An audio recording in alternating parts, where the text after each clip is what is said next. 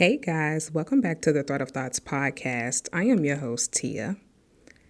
So, I thought today would be a good day to talk about burnout. Because for the past month, oh my God, literally the past month, all of February, I felt so burnt out. I mean, extremely exhausted, extremely empty, no drive, no motivation, no creativity, right? No care. Absolutely nothing sounded intriguing or captivating. None of that.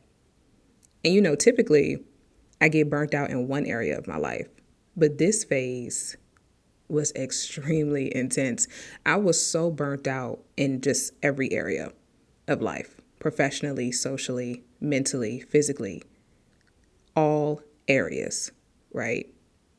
I didn't want to do any work. I didn't want to talk to anyone.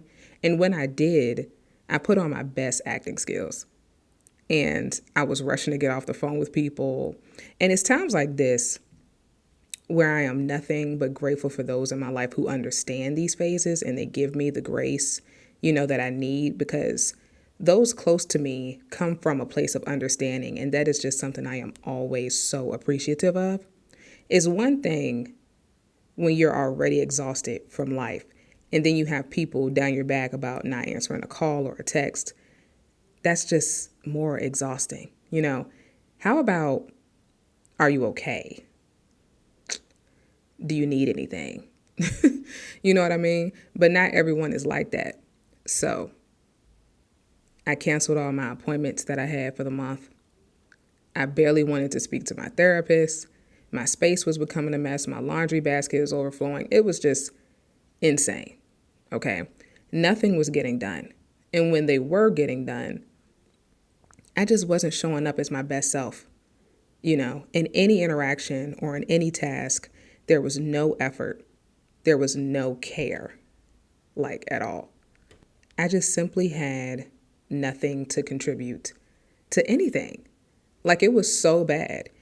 So during this burnout phase, I've been on autopilot. And, well, now that I think about it, I'm always on autopilot. I can't even lie to you. Typically, while I am on autopilot, though, I'm doing my normal day-to-day tasks, completing my routine, doing things that are simply just a part of my day.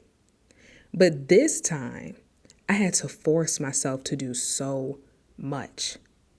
So much. And it took an immense amount of mental strength and mental work. And on top of that, I didn't feel fulfilled after completing anything.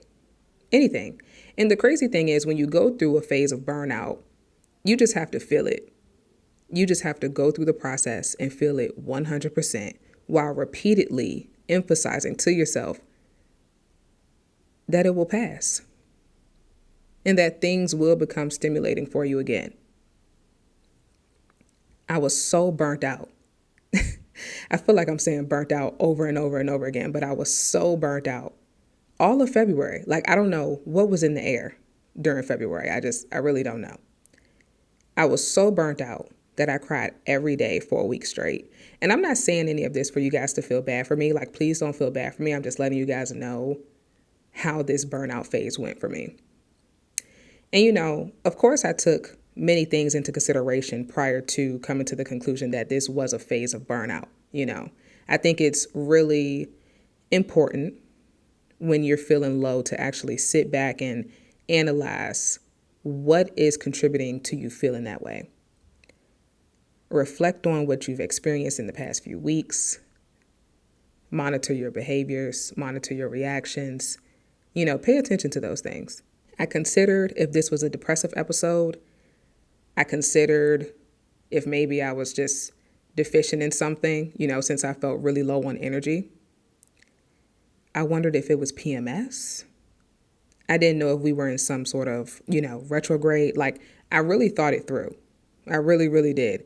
But no, it was simply burnout. In fact, I was so burnt out, my mom encouraged me to take time off of work. I only took a day off, and I know that's not a lot. Yeah, I only took a day off. I can't believe that either. I know it's not a lot, but it's really hard for me to take more than maybe 2 days off of work at a time because just simply because of the type of work that I do, along with my workload, it becomes very, very, very difficult to detach from my work. But that's another story for another day. Either way, I took a Friday off to have a 3-day weekend, right? My mom said I needed to do absolutely nothing. Nothing. I needed to not even think about doing anything. And I still did do something. Okay, something small. I just went to get my hair done, but that was it, right? After that, I came home, I read, I relaxed, just rested. And even that following Saturday was super relaxing. I turned my phone off for a few hours, ate a shit ton of snacks, not even gonna lie. Worked on a blanket, and I watched TV all day. And it also rained that whole day, so I wasn't really too pressed to do anything, but it was a good, relaxing weekend. And speaking of doing nothing, I really want to touch on this because I thought about this and I feel like I have to speak on it. But speaking of doing nothing, if you are someone like me, I oftentimes feel extremely guilty when I choose to do nothing, right?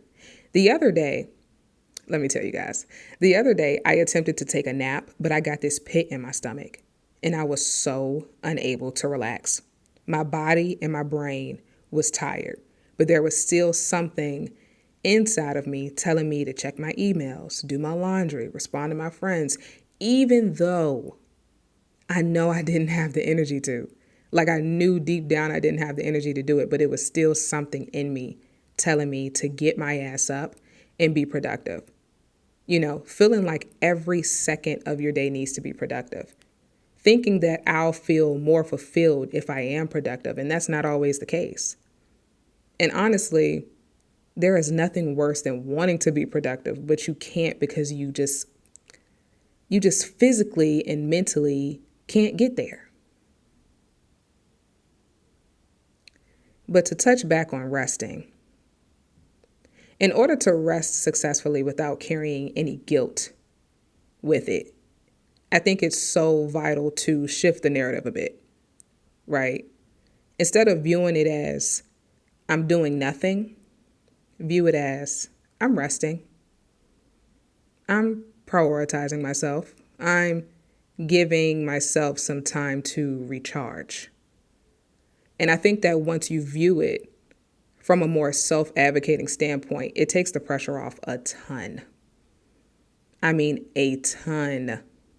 No one, and absolutely no one, I don't think, no one that I know looks forward to burnout, but it happens. It happens. Burnout looks different for everyone, and it's extremely important to adhere to your body's needs when you feel it coming. I mean, really listen to your body. And sometimes you truly need to do nothing. Take the mental health day. Put your phone on Do Not Disturb or even turn it off like I did. Recharge. It'll pass. It's a temporary thing. Also, because burnout phases are temporary, I encourage you to not make any, and I mean any, permanent or life-changing decisions through this time. Wait a little bit. Wait until your mental is less foggy and your judgment is less clouded. Then you'll be able to think clearly throughout your decision making. But like I said, I don't know what was in the air all of February. I don't know if it's just me. I was just like, what's going on? And it was the entire February. January was pretty good, right? But I need March to be 10 times better. I need the rest of 2023 to be 10 times better, So, I don't know. But I did want to thank you guys so much for listening. I always appreciate the support and the engagement. Make sure you guys follow, listen, and subscribe on Spotify, Anchor, and Apple Podcasts. And also make sure you guys are following the podcast Instagram at Thread of Thoughts Pod. And we'll talk soon.